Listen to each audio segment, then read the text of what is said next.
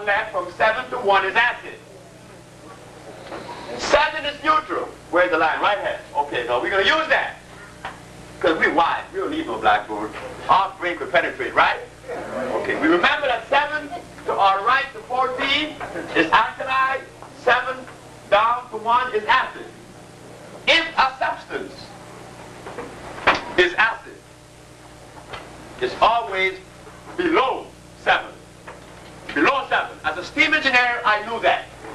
6.9 is always acid. But it's only 1 point acid, right? And as it goes to 1, it becomes more acid and more acid and more acid. And depending on the degree of acidity will determine what scale it will be on, right? So we find that cyanide and arsenides, they are like 2.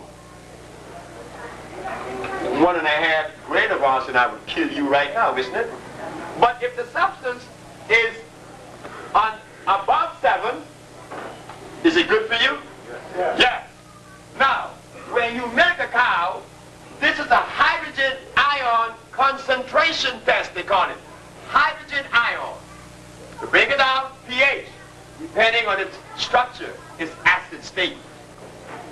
If the substance is alkali, if you milk a cow, the cow is 5.2 on the hydrogen scale, which means it would erode your cells, and that milk you're giving your baby, that bottle, is killing your baby with fever and nose running. Right. Right. But if you milk a goat, the milk is 9.8, which is what?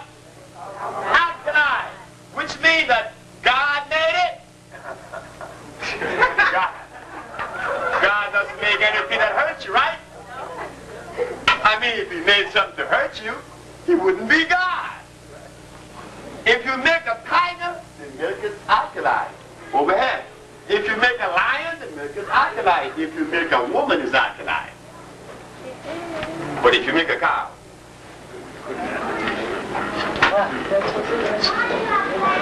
that's how you know. You could take a carrot and juice it and give it the litmus test. It's way over here on the acid side. But they have people claim it is. Well, a man is in the door right now named Lorenzo Pace. Lorenzo Pace came to see me when I was on Monroe Street. And he said, hey, look, man, I want to drink juice. And I got all this mucus. I'm a vegetarian. What's going on here, Sebi? I said, Lorenzo, what kind of juice you drinking? He said, carrots, baby, carrots. Because the poor man was told by these nutritionists in Harlem that he should drink carrot juice. Mucus was coming out of Lorenzo like he never said. I said, stop it. There he is now, without the mucus. Then go back and drink carrot juice. Yes, sir. What's the pH of blood? The pH of blood depends on the state of your body. But the pH of blood should always be no less than 10. That's right. Because the cells can't do nothing with something acid just by the word acid. Acid means what? To eat away on you. What you want that for? Yes, ma'am. Yes, the sister. I'm doing kaolinite and psyllium husk. Is that good for you? Bad? Psyllium husk. And what else you said? That's coming on a volcano. They both are very harmful. Don't even deal that. Remember, to heal the body, maybe this is where I should, this lecture just begin to get good, right? To heal the body, we want to give it things that it is already composed of. And the body definitely is an alkali state. The body itself is alkali. And it is composed of what? Carbon base. Psyllium seed. Psyllium seed is acid, isn't it? It was made. You see? Anything that was made in a laboratory must necessarily be acid. Because men cannot titrate. Titration, that's the word. He cannot, in other words, may I have that umbrella?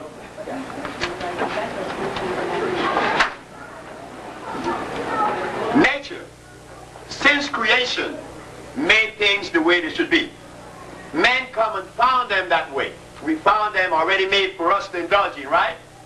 But what man does, you say, well, I can see if I take a soursop and a coconut and put them together, I'm going to get coleslaw. Right? But to bring these two things together that was not originally put together by nature, you have to use a binder. That's the trick. For them to come together and unite, because they were not supposed to unite. But man takes and uses a binder, which is a chemical, and put them together. That's a violation.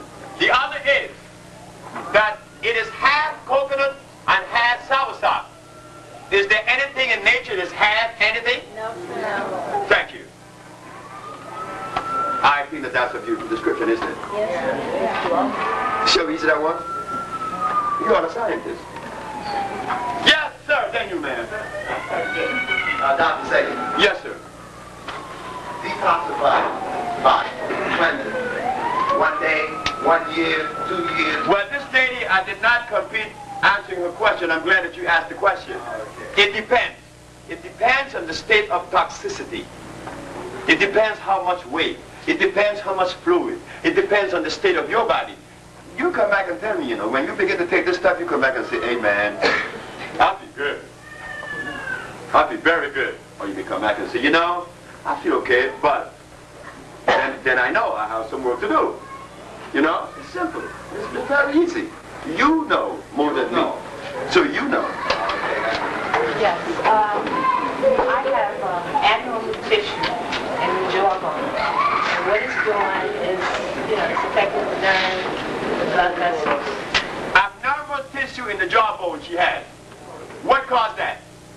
Abnormal tissue. What causes anything to become abnormal in the body? Acid. Acid. You know it. I'm affected. That is also bothering you too. No, that was not also bothering you. That was what it was all the time. Okay, all right. That's the point. Okay. So we deacidify your body, right? Let me see, Washington, D.C. What is his name? Little short man. Forgot his name. When he opened his jaw, he had to put it back in. Why? Because there was erosion in the calcium cells. Right? So what do? What's causing the erosion? The only thing that eats your body up is what? So what is disease? Yes, brother. Who was it? Who's next? Well, look at Saya. Saya's in town. Hi, Saya. Saya's a beautiful little girl. You ought to know about Saya. Yes, sir. Please tell us exactly what the problem or the benefit of soybeans, tofu, soy milk, TBP. You know, there's a young man that I don't see here today. His name is Jay. I didn't do his research. Jay did. Jay is a member of Pusha. Jay put things in a way that I hope that you would get this paper that he wrote on tofu. Tofu, he said, the food of what, he said? No, the food of who? What did Jay said? The food of champions. He said, early in the 19th century, George Washington Carver found that soybean had a very good milk, consistent to make plastics.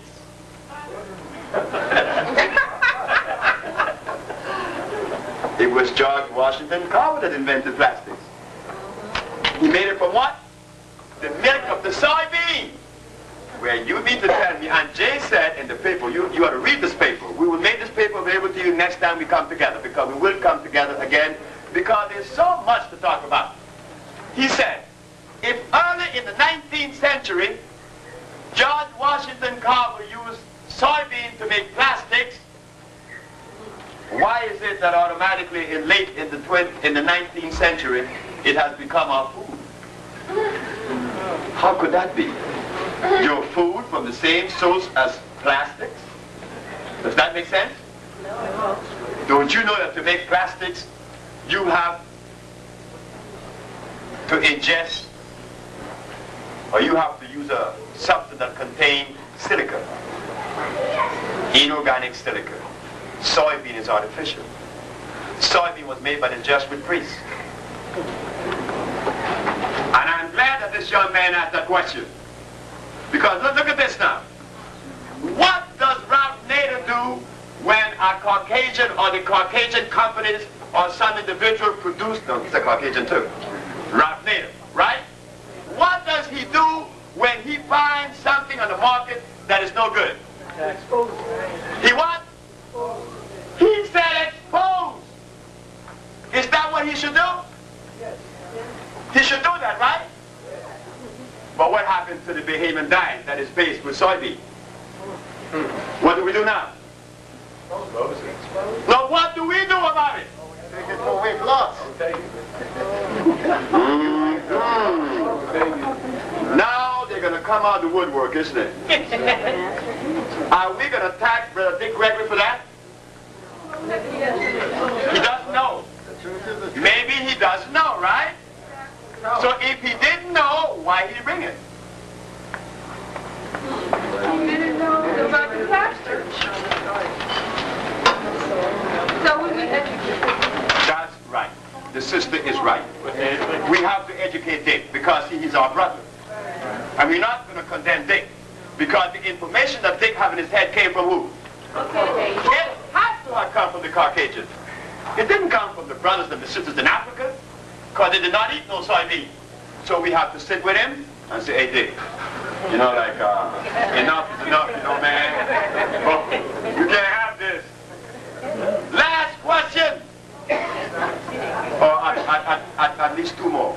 Yes. I would like to know if a colonic irrigation is necessary. Colonic irrigation is extremely unhealthy because it pushes water against your cecum. And at the point where, I wish I had a blackboard, I'll tell you what we do, I'll explain it now. But when we come back again, I'm going to make sure that the family of who shall have a blackboard here, I will show you. When this is your ascending colon, where? This is your ascending colon right here. This is your transverse colon. This is your descending colon. Things goes across very easy and down very easy. But to climb up, to crawl up is very difficult. Now I'm going to push water up here, down, across, down. Now there's no way out here. So aren't you having to impact things down here with that water 15 pounds per square inch pressure? Not only that, the obstruction is not in the colon. It's in the small intestines. Because the valve, the cecum valve, only pushes things out. It doesn't admit things in, because that would be anatoxemia. So as this valve clogs, so the small intestines, and there goes your stomach. So when you get your colonics, yeah, you see some feces out of it, but the obstruction is in the small intestines. And since this valve does not allow any water to go in, how are we going to clean the small intestines now? Where the putrefaction really sits. And not only that, when you take water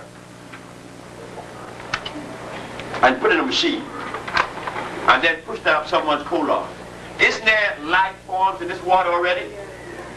And they will seed inside of you? Because if you had taken this water through your mouth and it had the life form, which it does, it would die in the mucous membrane or in the hydrochloric acid in the stomach. But now you bypass that because some German invented colonics. And some black person told us that because the Germans did it, it must be right. Ooh. That's what I think. Ooh. Yes, ma'am. Pantothenic acid.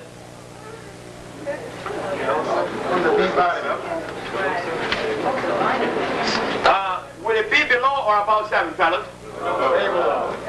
She said it right. Pantothenic what? Yes, ma'am. If the elements that we require in food are tropical foods, is that to say that our diet should be mostly tropical foods? So would that necessitate us living in a tropical climate, or would that necessitate us eating a lot of imported food? You see? You see what the sister just asked? It's the whole lecture. No, She asked, does it necessitate, since we are tropical, that the food would come from the tropics, or that we would have to live in the tropical region? What happened when you put a gorilla in Alaska? And what do you think we are doing gradually? Our skin gets wrinkled fast. We're dying. And what she also said, does that mean also that we're supposed to get our food from the tropics? But I'll tell you what, I was a merchant seaman. I know about boats. I have a brother who owns boats in Honduras now. A boat only costs about $70,000 to come from Honduras to Miami. So with that dollar, we can do a lot. We could buy 5 boats. We hold it. We could also get all kind of land in Honduras. And they were glad to have you grow stuff over there and build on your boats organically to you. Tropical fruits. Yes, sister, you're right. You asked the question of the evening. That's why we use the herbs that come from the tropics. They contain electricity, high over and above anything from the temperate region. That's why everybody feels so good with the Maya. Our compounds are electrical. Food is electrical. You are electrical. I had the opportunity to receive electricity through my pores in Honduras as a very young boy, 16 years of age. I'm walking across Honduras. And this Indian named Inez, that really knew the forest. He was my age, but he knew more about it than I did. He said, look, if we go across these mountains, it's going to cost a lot of labor going up and down, up and down, up and down. He said, look, you see this shoulder? They call it Cordillera. We're going to climb up one mountain and walk across all the others from the top, across. Just one spot we had to come down, go right back up 10,000 feet. We were in the clouds. We were inside the clouds. And at one point, I was laughing and running. All 3 of us young fellas, 16 years of age, running in this cloud. Running, walking 3 days, sleeping only 1 day. But we had energy. And you know, it was until I became a healer that I saw why that Indian asked us to walk in the cloud. If food is electrical, and life is electrical, where do you get the highest source of electricity on the planet from, naturally? From the clouds. The cloud produces more lightning on you, knock a building down. Well, if from those clouds come electricity, and we are submerged in it, what do you think is happening to us? No stuff. Yes, ma'am. What in the body would make you reject or fruits and vegetables? The only thing that would allow you to reject any substance in your body would be acid. I have many people to come to me with that. Dr. Sebi, I can't even hold water down. And they were right. They could not hold water. They drink water, they puke it up. They had to. Why? A bed of acid in their stomach. Mucus. This aggravates it. Clean the mucus out, you drink tons of it, you eat anything then. Yes, sir. Yes, I have 2 questions. Yes, sir. First of all, does that mean that citrus and these citrus fruits and all are not beneficial to the body? They are not as acid as starch. You see, in the acid stuff, something that was made by this man, some are more and some are less. Citrus is acid. I'm not going to sit here and deny that, because the natural orange is alkali. And I think Lori had a chance to see one in Honduras, natural orange. They call it civil orange. Any of you from the Caribbean know about civil orange? Yes, she knows, he knows, so you know. That's an orange that cures you. You could take civil orange and put it on your head, and mucus comes out of your nose that you never imagined. You see? Not as sweet as the one. So what I see we need to do, like the brothers are asking about things that come from the tropics that they do not know about, why don't we have an expedition ourselves? Because the Usha family goes to Honduras every year. The sister of Usha is now going to Mexico and to Chile. See, we do research to find the best herbs for you, that you could be healed quicker and faster and cheaper. So why can we all as a family come together and make this thing a family thing? That instead of you asking those questions, you would know. You would know. Yes, sir. Yes, when you're dealing with, someone who is obviously in ill health, what system or method of diagnosis do you use to determine the correct manner of rejuvenating this person? Do we need to diagnose? No. Why? We can't go things. I never diagnosed anyone. I wouldn't even know how to do that. When you walk in my place and your ankles are swollen and you're hurting, I know it's acid. When the government of Uganda came to me and asked me to come and cure AIDS, I know what I have to do. Remove acid from the system. When the woman walked in with asthma and couldn't breathe, I know it was mucus acid. When the man came with gout, I knew it was acid. And incidentally, about gout, I always find that men, I know I didn't have gout, but I was impotent. I had diabetes. But I find that every male that has gout is impotent. Because the level of acidity has also invaded the prostate gland. And here comes, this is my last one. I just can't, I have to go on and on.